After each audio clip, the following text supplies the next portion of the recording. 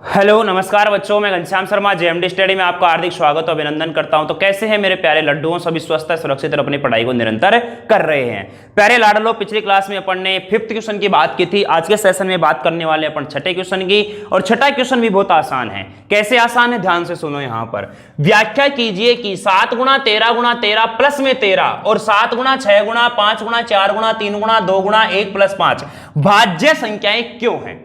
भाज्य संख्याएं क्यों हैं? भाज्य संख्या का मतलब मैं सिखाया था आपको। भाज्य भाज्य क्या होता है? भाज्य संख्याएं वे संख्याएं होती हैं जिनमें खुद के अलावा अन्य संख्या का भी क्या चला जाए, भाग चला जाए। क्लियर है? और अभाज्य संख्याएं वे संख्याएं होती हैं जिनमें खुद के अलावा अन्य संख्या का भाग नहीं जाता है। क्लियर है बच्चों? अब देखना, यहां पर मैंने क्या किया कि प्रश्नानुसार, ध्यान से सुनना, प्रश्नानुसार मैंने उठाया 7 गुणा 11 गुणा 13 गुणा 13 गुणा नहीं, अब 13 प्लस में 13। लाडलो, इसमें से कुछ कॉमन आ रहा है क्या? देखो, ये एक अलग पद है और ये एक अलग पद है। कैसे पता लगाया सर? इनके तो गुणा हो रही हैं, ये सारी क्या हो रही है, गुणा हो रही है, इसलिए अलग पद है। ध्यान रखना, ये 3 पद मत मान लेना इनको। ये अगर गुणा नहीं होती तो ये एक पद, अलग अलग पद होते, लेकिन ये तीनों के तीनों क्या हो रही हैं, गुणा हो रही हैं। इनमें से बताना कॉमन क्या आया, 13। अंदर बचा 7 गुणा में 13 और प्लस में 1। बताना क्या यह संख्या 13 से विभाजित होगी? बिल्कुल आप कहोगे अतः यह 13 से विभाजित होगी। 13 से क्या होगी, विभाजित होगी। इसलिए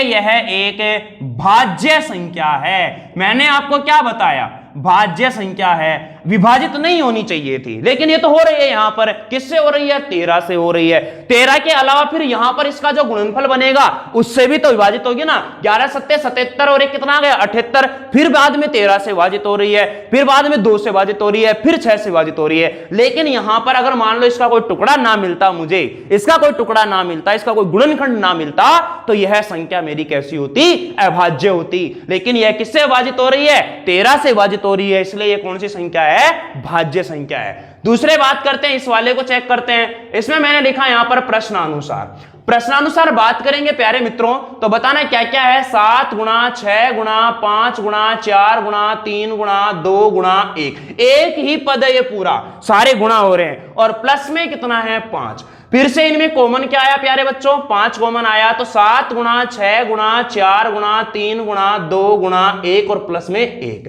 फिर से ये किससे विभाजित होगा, 5 से। तो मैं यहां पर लिख दूंगा अतः यह 5 से विभाजित होगा, या इसका गुणनखंड 5 है, बात एक ही है। अतः यह 5 से विभाजित होगा, 5 से विभाजित होगा। इसलिए यह भी क्या है, इसलिए यह भी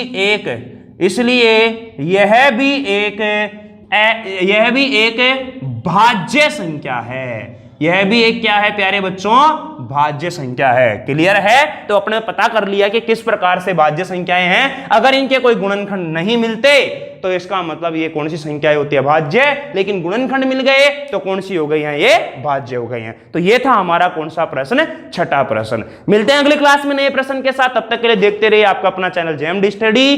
bye bye, take care, see you, thank you so much.